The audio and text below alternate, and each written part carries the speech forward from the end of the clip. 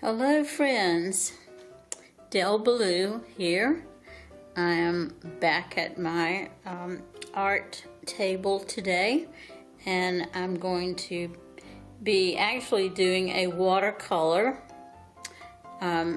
sort of a practice run to decide whether I want to actually do this painting in a larger format and what medium I want to use. I'm thinking of doing it on a 20 by 10 canvas in oils, but then again I might be really tired of trying to do this building. I have first enlarged the building itself so that I could get a better sense of the drawing, and how detailed I'm going to be is a matter of some future reasoning. But what I've done so far, and this is the photograph that I'm using, not sure whether you can see that properly, but this is a wonderful retreat center in North Carolina, and I'm going to be, as I said, doing it long and narrow, but I'll be using this as my reference. This is a photograph that I took myself. I have used my misket to cover all of those white areas on the building itself before I start to paint it. So just join me here and let's have some fun as we work. Again, thank you for visiting my channel.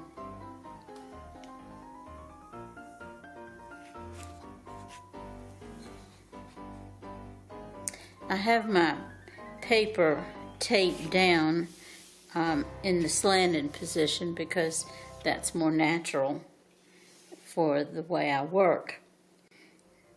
So we'll see.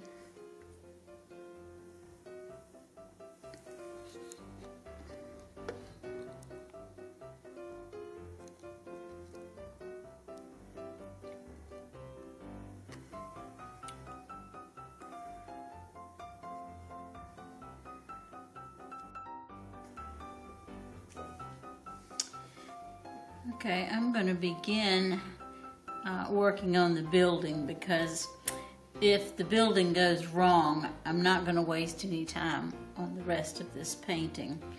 And it's going to be kind of an iffy situation, but I am using my reservoir pens, although I can't get this one open, so I can't put any water in it, but I don't think that'll be a problem. But these are off brands, and this one was my first one, which is a Arteza reservoir pen. But if you haven't ever used them before, I would recommend them. They're great because they make really sharp points in addition to covering a larger area. But in this case, I need that sharp point. I'm going to begin up here because this is where I have a darker red to deal with. So I'm going to be using a combination actually of sort of negative space painting around the white areas, in addition to the fact that I have put my misket on to protect some of those white areas.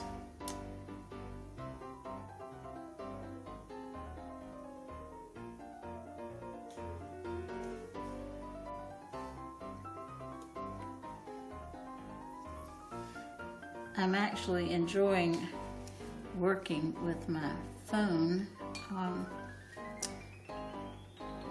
because I don't have to run out and make a print.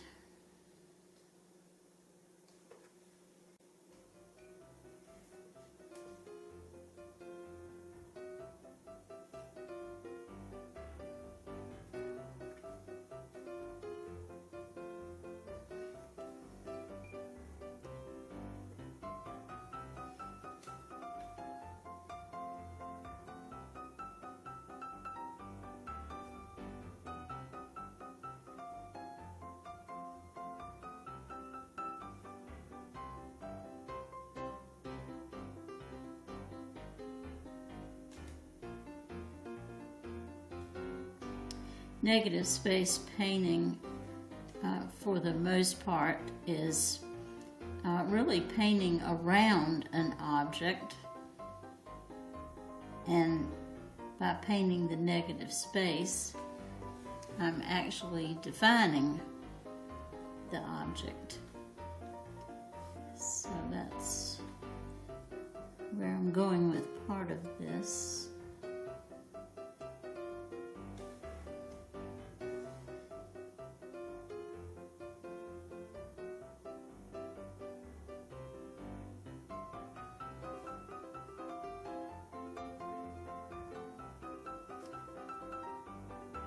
My photography professor told me one day when we were discussing my portfolio for the end of the quarter, and while he was usually very, I'll say, complimentary about my work, he did say he thought that I probably needed to make a decision about actually what I wanted to do with my life insofar as the artwork was concerned.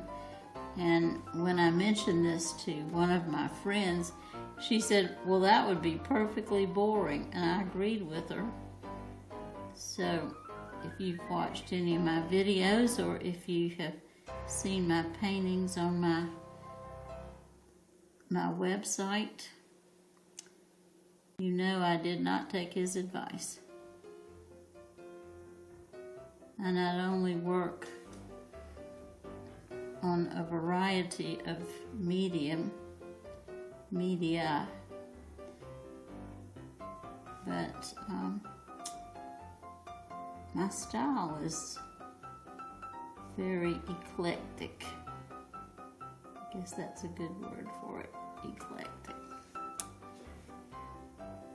And I don't apologize. I do what makes me feel good at the time.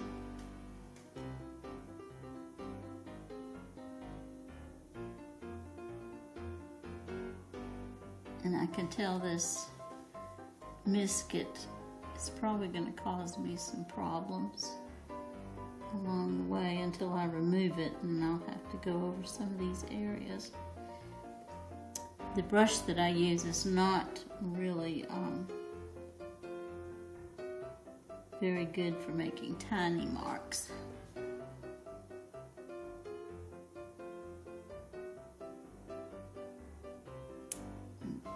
Trying now just to cover my shadow areas,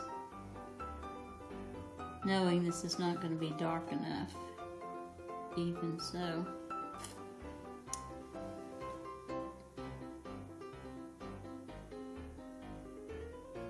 But looking at this complicated structure, it's all pretty daunting anyway. So I just need to plunge, take the plunge and see where it goes and make changes along the way if I need to.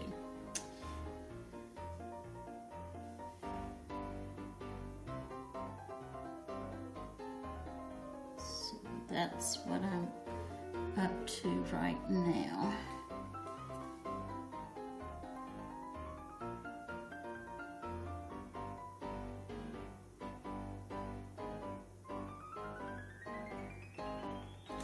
Considered doing this in pen and ink, but that's actually pretty scary.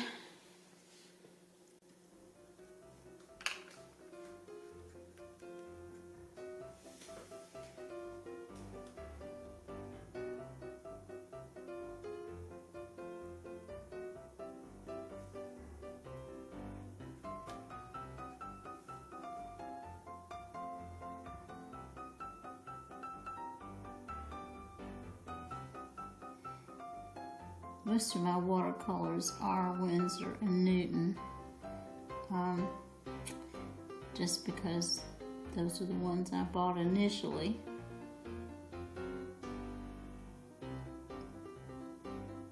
And it takes a pretty long time to use up watercolors.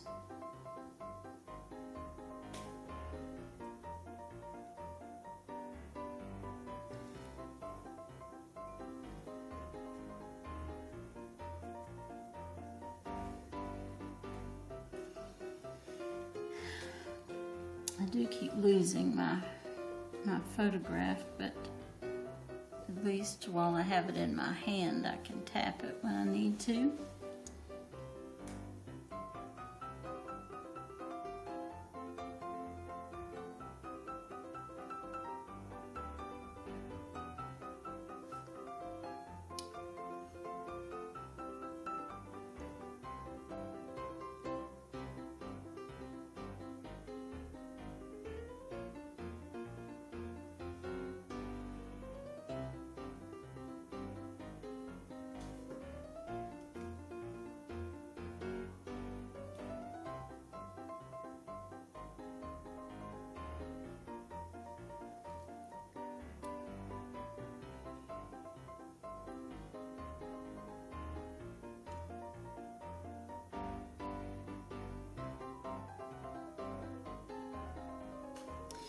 And by the way, if you're concerned about getting everything exactly right, don't.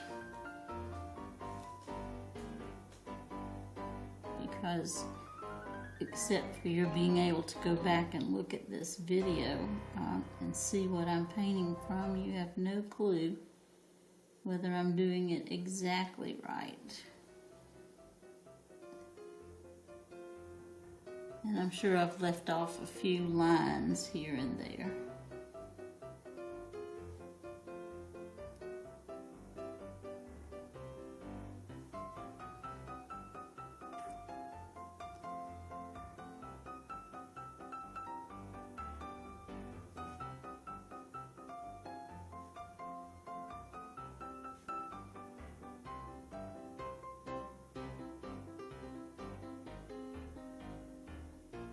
And just in case you're wondering,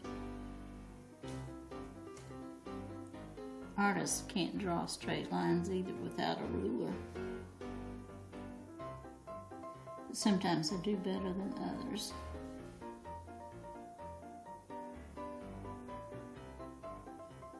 And in the case of these tiny little soft brushes, as much as anything, it depends on the pressure that I put onto my brush.